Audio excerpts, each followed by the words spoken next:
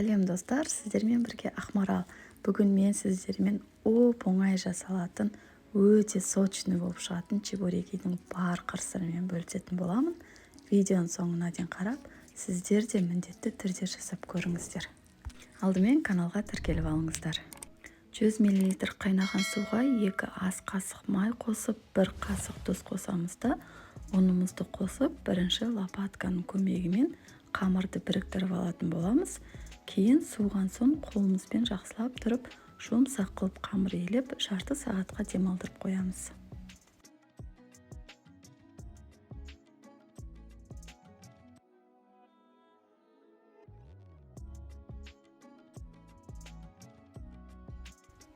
Бір пиязымызды барынша майда қылып тураймыз да, видеодағыдай пышақпен тағы да үстінен майдалап шығатын боламыз. Бізге барынша майда туралған пияз қажет болады.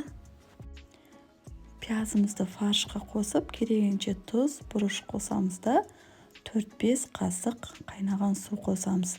Сол кезде чебуреки өте сочный болып шығатын болады.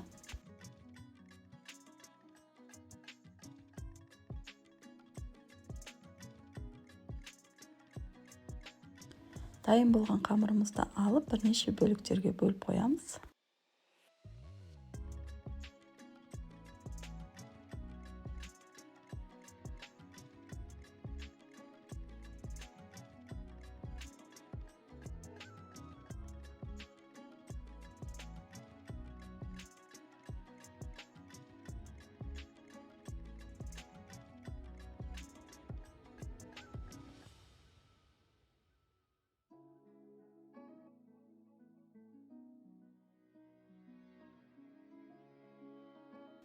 Бөліктерге бөлінген қамырымызды осындай шарик жасап, жұп-жұқа етіп қамыр жаямыз да, үйде қолданып жүрген, кухняда қолданып жүрген полотенцаға барлығын жайып шығатын боламыз, қаясып қалмас үшін.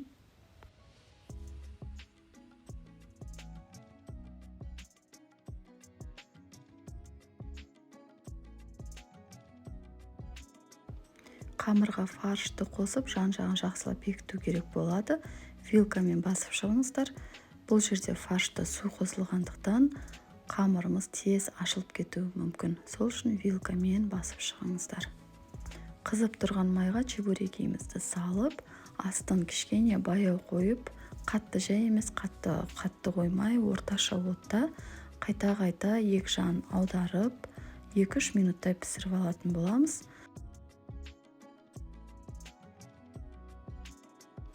Мінекей достар, чебуреки да дайын болды. Қараңыздар, қандай сочный болып шыққан. Және де өте дәмді болып шығады. Достар, сіздер де міндетті түрде жасап көріңіздер. Өте дәмді болып шығады. Астарыңыз дәмді болсын. Каналға тіркелуді ұмытпаңыздар.